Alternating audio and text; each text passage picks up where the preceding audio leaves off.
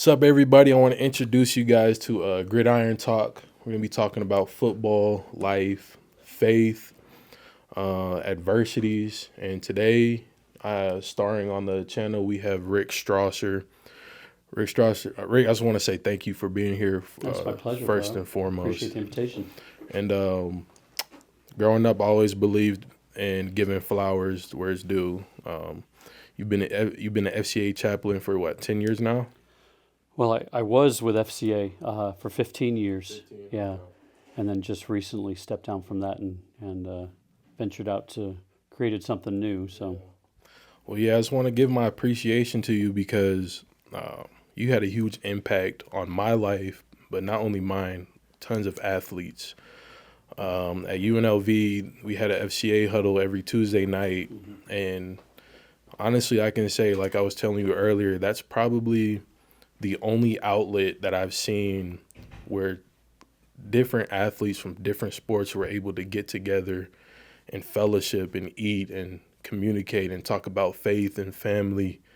Other than partying and drinking, that was pretty much the only thing there was. So huge kudos to that because, I mean, you've impacted a lot of lives. You've impacted my life there. Growing up, I've grown up in the church. You know, my parents are pastors. There was times where I couldn't make it to church on Sunday. There was times where I felt like, you know, I needed that faith aspect in my life. And when I was introduced to FCA, it was life changing. So you've definitely made an impact on my life, and I'm pretty sure you've made an impact on many other lives as well. well, I appreciate that. And it was kind of a labor of love. You know, I remember starting FCA at UNLV and having 3 people at the first huddle. We had, I don't remember if you remember John Thorell. John was a defensive back years and years ago on the football team. And then we had one gal from the women's soccer team and then one guy from the swim team. And that's where we started. And we actually met in the aquatic center. They had a classroom with a door to the outside, and we met there. And then as I got to know some of the other coaches, got to really get to know Rich Ryerson, who was the head men's soccer coach. And he believed in what FCA was all about, and he wanted his players to have access to it. So he gave me the key and the code to the soccer building, and we had free reign. So for better part of 15 years, we met at the soccer building every Tuesday night. We had anywhere from 10 to 15 to, I think I told you before we started, I found some pictures from a while back. I found a picture from one of our huddles, and I counted 60 faces there of different athletes, and it was pretty incredible that we got it to that many, which was pretty exciting to see that many individuals from so many different sports, so many different walks of life. You know, everybody came with, you know, different backgrounds, different baggage, if you will, and just an opportunity to be with like-minded people and to be able to share and experience life together. You know, to me, that's what it's all about. Yeah, I know. I know the first point, what I wanted to talk about was the whole point of this channel is to reach out to young athletes, those athletes that are trying to make it to where I've been, the collegiate level, that are trying to make it to where I have friends now in the NFL level, to inspire them, but at the same time encourage other athletes that unfortunately had to let the game go a little bit earlier than they thought, rather if it was in high school, in college, even the NFL. If you lasted 1 year, a couple weeks, the whole point is to inspire and encourage football players, but I mean, of course, athletes as well. And I believe that you have a huge part in that, what you do, what you stand for, Overtime Ministries. I thought, what better way to start this whole thing off with talking about that, because at the end of the day, mental health is important. Football is not always going to be there. Like for me, whoever is watching, their sport is not always going to be there. And it's, you know, pretty much what you're doing, finding yourself and not relying on your sport to identify you if that's what you are. Well, and so many people do that, and I'm sure you've seen it your whole life. athletes, and as you can imagine, 15 years leading FCA in Southern Nevada, I've worked with hundreds, maybe thousands of athletes.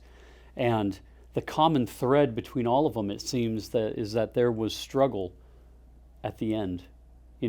Whether that end came by choice, whether it came by injury, whether it came by the natural progression of time, when that time came, when it was time to move on from sports into that next phase of life, there seemed to always be struggle.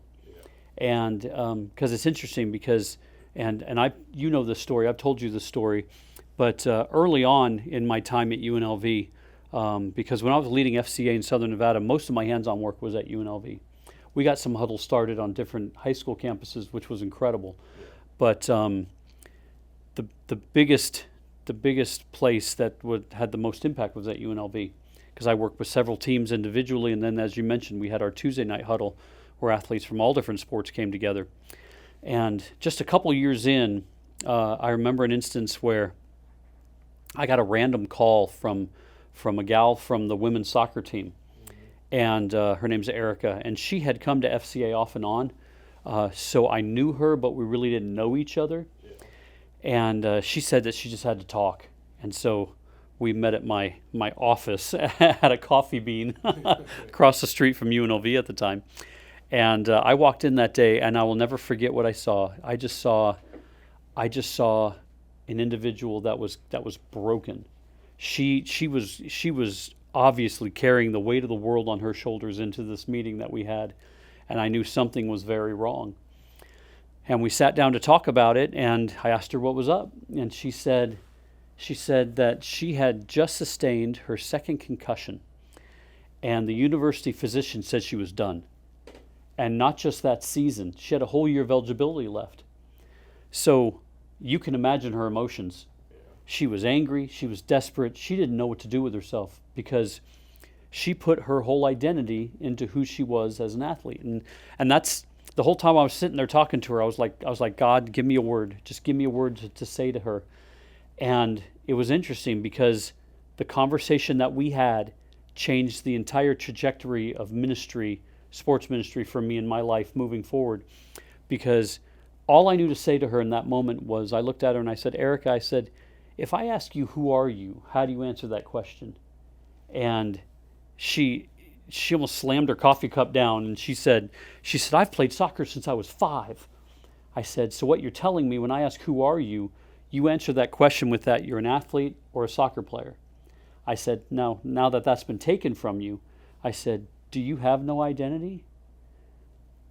Because so many people put their whole identity into what they do, right?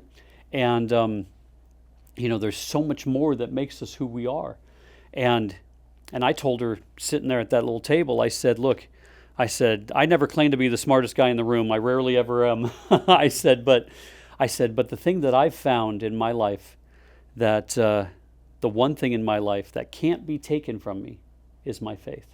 I said, that's it. I said, take me, for example. I said, I'm a husband, I'm a father, I'm the Southern Nevada director for FCA. I said, all those things, while tragically, could be taken from me. And as life progressed for me, 2 of them were. And if I put my identity into any or each of those, specifically, when and if those things go away, I would be left, to make up a word, identityless, And I told her, I said, the only thing that can't be taken from me is my faith. I said, so first and foremost, if anybody ever asks me, who are you? My answer has got to start with who I am in Christ, and the fact that I am a redeemed child of God, and that He loves me, and that He gave His life for me, and that He saved me from my sin and from eternal damnation to have an opportunity to spend eternity with Him. So that's where my identity starts. Now, all the other things, what I do, my vocation, who I'm with, my hopes and dreams, all of which are not bad things, but all those things should enhance who I am, not define who I am. Because if any one thing is taken from you and you are suddenly left feeling like you don't have an identity, then your identity was put in what I would say is the wrong thing, right? I mean, because so many of us, and you look anywhere, any field, whether it's real estate, whether it's banking, whether it's finance, whether it's whether it's first responders, all kinds of different things. So many people put their identity into what they do. And when they do that, if something happens and when that does come to an end, they're suddenly left struggling without an identity.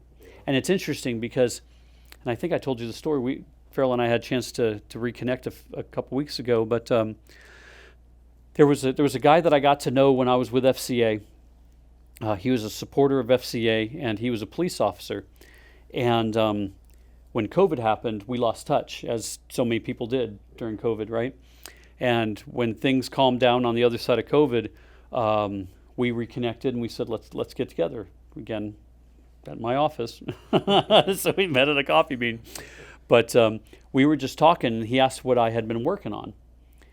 And I told him about an idea that I had for a new ministry. And it's interesting because it all started with Erica sitting across from her at that little table in Coffee Bean 13 years ago. But it kind of put in me this idea of identity, and as I continued with FCA over all that time, I worked with athletes on all different levels, high school, college, and pro. And the common theme was when their time came to an end, there was struggle. That common theme of struggle at the end really hit me. And so I started looking into what resources are available for athletes on the other side of sports. And I couldn't find anything. So I started thinking, well, if there aren't resources, what would it take to create something new? And that's where you mentioned Overtime Ministries. That's where Overtime Ministries was birthed, because I was really thinking, what if I started something that worked primarily with athletes as they transitioned? And so I prayed about it and really looked at where my passions are in sports ministry, and I have great passion for all these athletes that I've gotten to know over the years and that I'm still connected with, but like I said, that common theme of struggle at the end of the playing career was consistent, right? So that's where I started OTM, Overtime Ministries.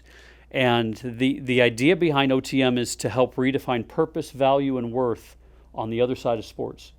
To understand that playing a sport is what you did, but it's not who you were.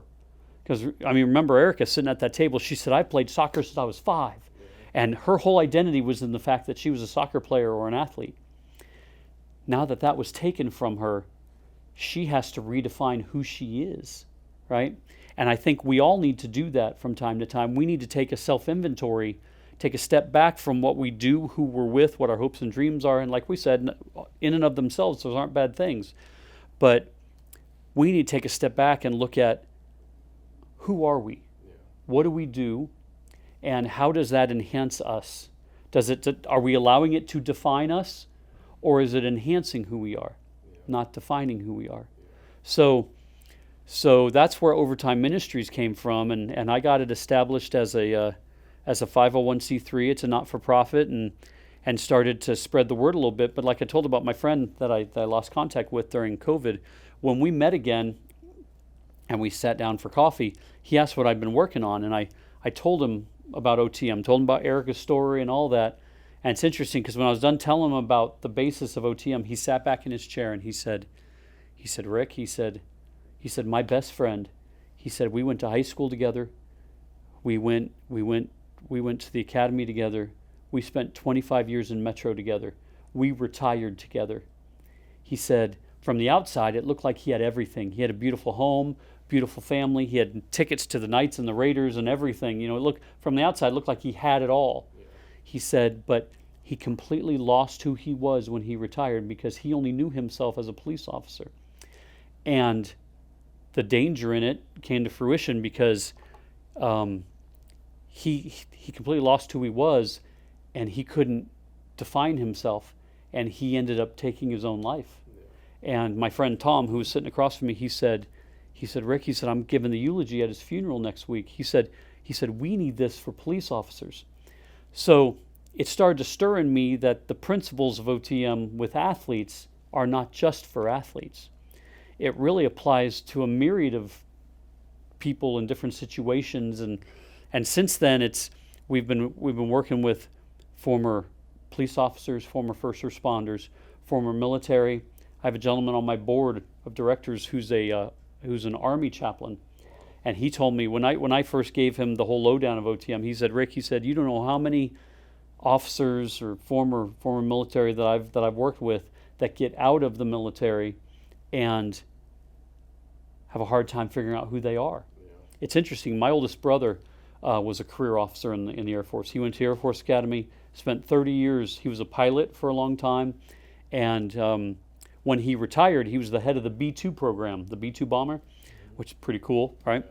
And it was interesting because we had a conversation after he retired, and he says, it's interesting. He said, for 30 years, I've been told where to be, what to wear, what to eat, when to work out, how to carry myself, all these different things. And he said, for 30 years, I've been told what to do. He said, and now I'm having to figure out every decision on my own. And there was some struggle there. So former military, it fits the same. I had the opportunity to share about overtime at a local church, and afterwards I was in the lobby of the church, and an older lady came up to me with tears in her eyes, and she told me her story. She said, and like I said, she was crying, and she said when she was 15 years old, she left home and she moved to France, and she was part of the original Moulin Rouge. And I was like, wow, right? And so she performed there in France for years, and then came back stateside. And where do performers go in the United States? They come to Vegas, right? So she came to Vegas, and she said she performed until she was told she couldn't anymore. And she said, I needed this when my time performing came to an end, because she put her whole identity into who she was as a performer. It's all she knew, right? And so it's interesting because we're starting to work with some people I know in the entertainment business in Vegas, and starting to see if we can form a group to be able to be an encouragement to those that are performing, right? Because number one, they're athletes. If you've ever been to a circus show, they're athletes. But also a lot of former athletes. I know one of the teams that I was really involved with at UNLV was the Rebel Girls and Company, their dance team, who won multiple national championships, won 2 world championships representing Team USA. I stay in contact with so many of them, and several of them are now performing on the Strip in different shows. It's interesting because, again, if you think about the idea of identity and putting your whole identity into what you do, I mean, performers are kind of the epitome of it, kind of like athletes are, right? And, they will go until they physically can't anymore, or they're told that they can't anymore. And there's definitely struggle there. I mean, mental health is what it is nowadays. It's a hot button topic. I've struggled myself with it, so I can definitely relate. And like you said, and I was even going to ask you, what were your emotions when you got to the end of your playing career? I bottled it all in. Which can be dangerous in and of itself. Yeah, on the outside, I made it seem like everything's okay. I'm going to figure it out. I refuse to let it go. Just to give you a little rundown, my last year at A&M, I had surgery after the season. So that kind of messed me up when entering the draft. A lot of scouts seeing that, he just recently had a surgery. It was on my meniscus. Oh. And then that kind of brought my hopes down. But then the Dolphins reach out to me. I'm like, okay, there's still some chance. And then when I don't get a call on draft day, not even for a tryout, then I go try out for XFL, USFL. Then I get news that they combined. And I'm like, from there it came to a point like, this might be over for me. And I kept it all in. I didn't, I just kept my head up and kept moving forward. And then I realized one day that, it was an issue when I had a conversation with my wife, and I kind of snapped at her. And then I regret that moment, but at that moment it was when I realized, okay, like I'm not okay. You know, I literally said, like, I've worked my whole life for this. Was me. This is my plan since I was 5 years old, and to That's finally the get answer to that this Erica gave me. point, yeah, finally get to this point and it's gone, and there's like almost no hope. It's like, you know, there was no other future for me. It was the NFL. I never thought beyond the NFL. I never thought after the NFL. Before I would say, if I don't make it to the NFL, I'll be okay because God has plans for me. But I didn't hold on to that. I held on to football and that this is what I'm supposed to do. Mm-hmm. And when it was gone, I struggled with it mentally. But then church and even thinking about times where you've spoken to us at FCA, I had to rely on that, rely on who I am, who God created me to be. Right. And, his plans are different. They're not the same as my plans. Well, and it's, we see and we can read the promises that he's given us. You look at Jeremiah 29:11, which is a verse that a lot of people hold on very closely to. And it says, "For I know the plans I have for you, says the Lord, plans not to harm you, plans to give you hope and a future." Yeah. Right? It doesn't say plans to give you your childhood dream. Exactly. It says plans to give you a future. Mm-hmm. So he has specific plans for us, and one of the elements of Overtime Ministries is to help athletes who are currently competing to establish what I like to call a parallel plan. Because for so many athletes, that chapter turn comes after there's a injury or there's a cut or whatever it is, and suddenly there's a hard stop, and suddenly they need a plan B, right? Yeah. And that plan B can be really hard because, like we said, it comes after a hard stop. Mm-hmm. But a parallel plan is, while I'm doing this, I'm realizing that these are gifts and abilities that I have over here too, and I can do this so that when this does come to an end, the transition, I'm not saying it's going to be easy, but what I say is maybe it's easier, maybe it's a little more natural, because you're planning, while you're doing this, you're planning for what the next chapter is, because life is full of chapter turns. We all know this, whether it be, a marriage, a death in the family, change of career, all kinds of things in our life. You can probably look at the index of the book of your life and look at all the chapter turns that were major moments in your life when something new happened. And they don't have to be a bad thing.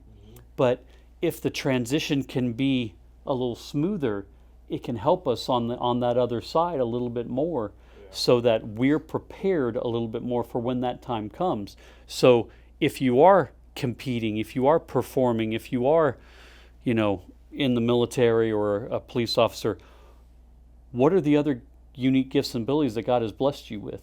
What can you use so when that transition comes, you're a little more prepared for that next step in life? And it's interesting, looking back at athletes who have done this, the athlete who I think did it the best was Kobe Bryant. When Kobe was competing, he was always looking at what he was going to do after basketball. And when he tore his Achilles and he knew his days were numbered, he had some business ventures and some different things that he had in the works, so that when he walked off that court after scoring 60 in his last game in the NBA, that parallel plan came into effect and he was ready for the next step of life. Yeah. It's real easy if you're watching this to say, I'm an athlete, but I'm no Kobe Bryant, don't put that on me. Yeah. But the mindset is something that we all can have. And you may say, well, that's the mama mentality, that was him. That's not me. It can be you. It can be you. Because what it is understanding where you are, what you have for the short term, while planning for the long term, right? And I think you're a success story in it. You played and you gave it your shot for as long as you could, but look at you now. From the outside, I look at Farrell and I think he's a success story. he's selling real estate. He's doing really well, and he works at a brokerage firm that's one of the fastest growing in the world, and he's doing really well. But that just didn't happen overnight. It took some planning, and to understand what your uniqueness is, and understand that we all have a uniqueness that God has given us. So what do we do with that uniqueness, right? I read a book once. It was called The Cure for the Common Life. And what it talked about it was understanding your uniqueness. And then once you understand your uniqueness, what do you do with it, right? And it was figuring out your sweet spot in life, right? We all understand sweet spots. Anybody that's ever played a sport, I love to golf.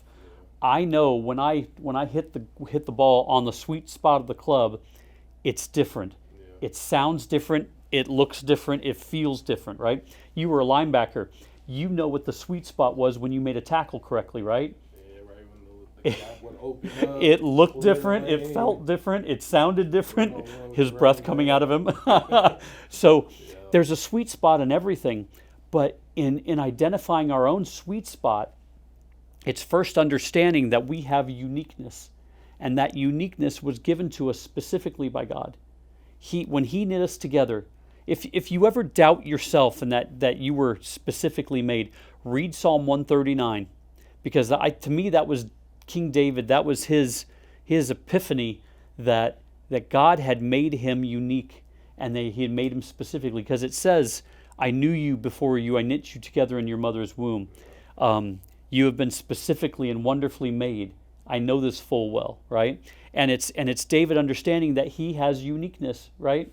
Just like every one of us does. So in this book that I read, it's written by Max Lucado, one of my favorite authors, and he talks about finding your sweet spot. But in order to find your sweet spot, think of it as circles. The first circle is understanding your uniqueness, right? Yeah. Understanding that you are unique.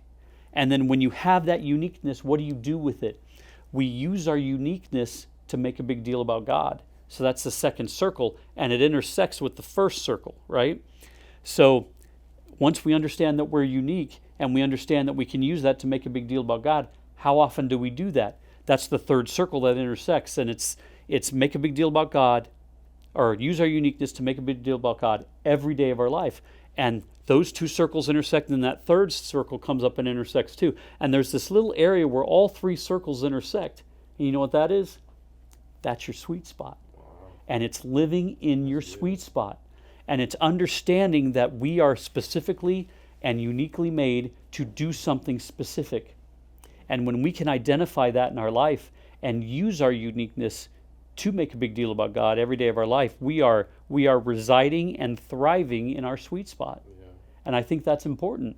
And especially for people when they come to the other side of something they've done for a long time, athletes, first responders, military, performers, whoever it is, even pastors. Yeah.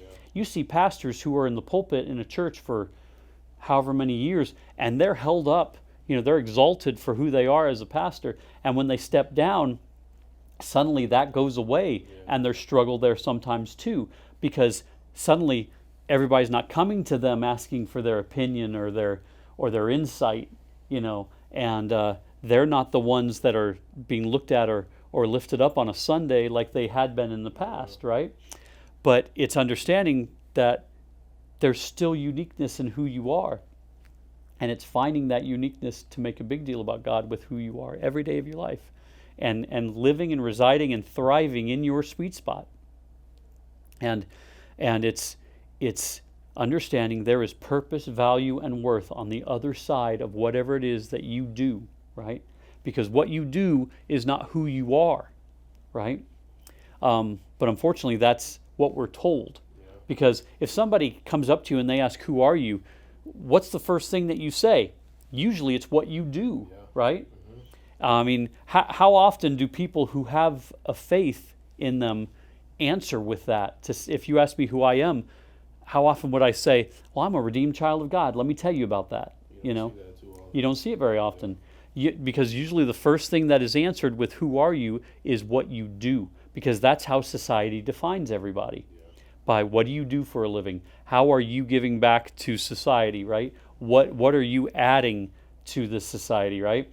And it's it's deeper than that. It's more than that. It's finding your sweet spot and living in that so that we can make a big deal about God through the blessings that He's given us in what we do. So That's good. Man, you spelled it out. This is the reason why I felt like you were the right fit for the first episode, is because you need to fill time. I talk a lot. that too, but no, a lot of athletes, we need you. This is designed. It was originally designed to have football players that are, like I said, in the NFL, college level, some that are retired, some that are still playing. It was designed to have them to tell their story so they can reach out to others that are in their shoes. Because like you said when we had coffee the other day, everyone's story is for someone else. Yeah.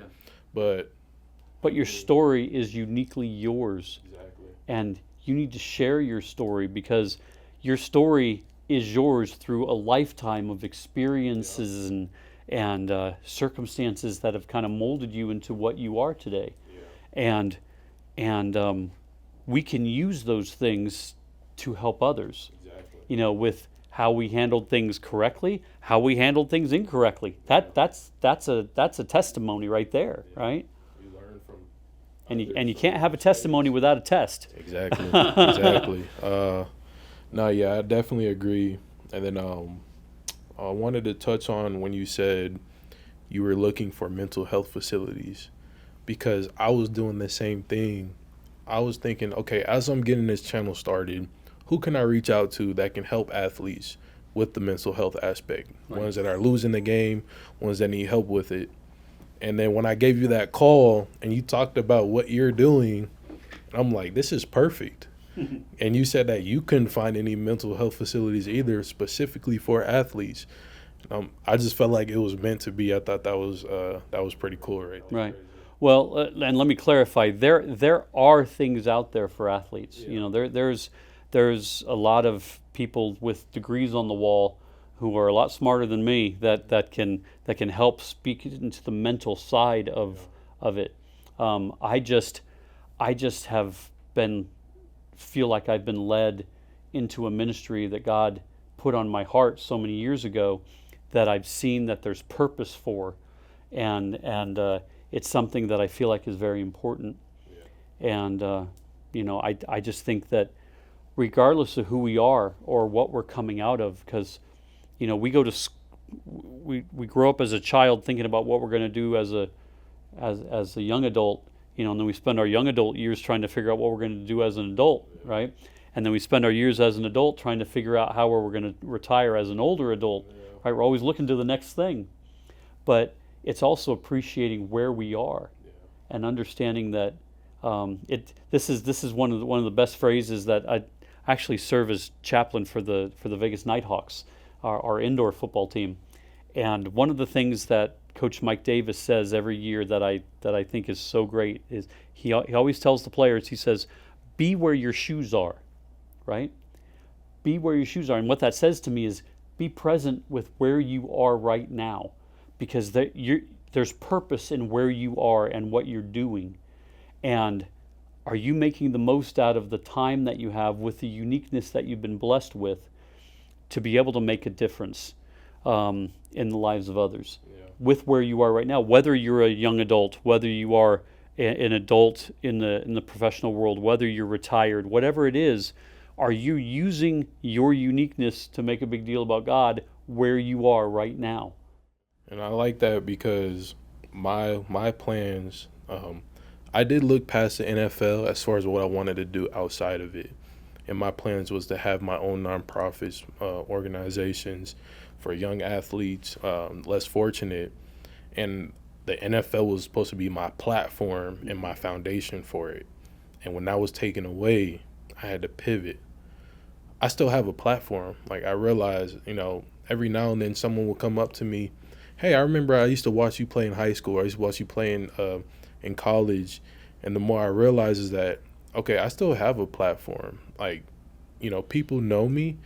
How greater would it be if I use this platform to get other athletes with other platforms to reach out? Mm-hmm. And I think this is the start of something special, because The whole point is to give back. The whole point is to reach out to those that are in need. And I thought that the NFL was going to be the foundation and the platform for that. But Well, it's interesting because when I spent 15 years with FCA, and one of the big premises of FCA is the influence of the athlete. Because take high school, for example. Who are the most influential kids on campus? The athletes, right? Why? Because people look at them because they're able to do something that maybe they can't, right? And it puts them maybe on a pedestal, but at a certain level, and people look at them differently because of what they're able to do. And we see that. I mean, our society is a sports crazed society. I mean, we just had opening week of the NFL last week, and what were millions and millions of people doing on Sunday afternoon? They were sitting in front of their televisions watching their favorite teams and their favorite players, right? Why? Because they are doing something that we respect and maybe we can't do, right? So there is a platform there. And whether it be professionally, collegiately, in high school, whatever it is, use the platform that you've been given because it doesn't last forever. You're a testimony to that, right? And it's an opportunity. And I think with opportunity comes responsibility, right? If people are watching you because of what you're able to do, what's the best thing that you could do? Well, use what you're able to do in a positive way to make a difference, right? And to be able to use that platform to impact others. And it's people watch. I look at. I had the privilege of being asked to write an article for this magazine called Vegas Beat. It's published by the LVPPA, which is the Las Vegas Police Protective Association. And I got involved with them, and I met the president of the LVPPA, and he asked me to write an article about what I'm doing with overtime and the background behind it. And with it, I submitted one of the pictures, which is one of my favorite pictures, and it's a picture of me praying with the UNLV football team after a game. And looking at it, I can probably guess you guys won because we usually got the whole team out there when you won. Yeah, everybody scattered when you lost. But I look at that and I think, my goodness, if there is ever a picture that signified influence, that is it. Because there are thousands of people in the stands, who were watching this game and watching this victory, I'm assuming. And now they're watching you all come together as a team to pray. I'll show the picture on the. I agree. Yeah, this is pretty unique. This is the picture he's talking about right here. How many people we had on the team? We have at least over 100 people on the team. So yeah, and after a win, we typically had the whole team out there, and it was encouraging and exciting to see because it's giving thanks for the opportunity to be able to do what you do, right? And to be able to use your platform to influence others. And to me, that's what that picture is all about. So, yeah, this is good. This is why I wanted you to on the first episode, because athletes need you. As these episodes go on, they're going to need to hear this message first. There are a lot of athletes in this town, current athletes. I mean, Vegas is growing into such a hotbed for sports. Yeah. I mean, we thought when we got the Golden Knights back in 2017, and we all know how that went. Yeah. I mean, that was crazy. This town went nuts for them. And then, of course, the Raiders came, which for me was, I shed a tear, I'll admit. I've been a Raider fan since I was a little boy. And I remember watching, my dad was in the military, and we lived in Germany for a time. And since I grew up in the military, I picked my teams when I was little, and I just stuck with them. Yeah. And I was a Raiders fan, and in 1983 was the last year that the Raiders won a Super Bowl. Yeah. It was Super Bowl 18 against the Washington Redskins, if I'm even allowed to say that name anymore. But because of the time difference between Germany and the United States, kickoff for the Super Bowl was like at 3 o'clock in the morning over in Germany. And so my parents said I could stay up and watch it as long as I got up for school the next day. And I remember staying up and watching the Raiders win the Super Bowl, and it was the most exciting thing. And I've been a Raider fan for all those years. And to have them come here, has been so exciting. And to see, and again, you talk about influence, think about what the Raiders are doing for and in the community. You can say the same for the Golden Knights. That's been a big point for them, to be involved in the community and give back to the community that's supporting them. And it's, to me, that is such a testimony of what we can and should do with our influence, because somebody's watching. And what are you doing to influence that individual? When they're watching, what's the message that you're giving them? What are you saying to them through who you are and what you do and what you say? Because they're watching, and they're taking notes, whether they're mental notes or not. They're paying attention for sure. Yeah. And then before, I know we're getting ready to wrap it up, but I did want to mention one of your famous quotes. And I still remember back. I have famous quotes. Yeah, I don't know if it was your quote, but I remember it specifically from you. But it was, you're either in 3 points of your life. You're always in one of 3 places of your life. Say it with me. You're either in a storm, coming out of a storm, or a storm's coming. Right? He says it better. And that's this journey that we're on, right? Sometimes we're in that storm, sometimes we're coming out of that storm, and sometimes that storm is coming. Football, and I've realized that that's through football, especially football. I mean, all athletes, but specifically in life. And I think if athletes can take that example of in a storm, coming out of a storm, or going in a storm, you're doing that your whole life when you're playing your sport. So transfer that into the real world. That's what life does, right? You're going to be hit with storms throughout your life. We're never promised to be devoid of storms. My life verse, if you don't mind me sharing it, is James 1:2-4. It says, "Consider it great joy when you face trials of many kinds, knowing that the testing of your faith produces endurance. And endurance must do its complete work, so that you may be mature and complete, lacking nothing."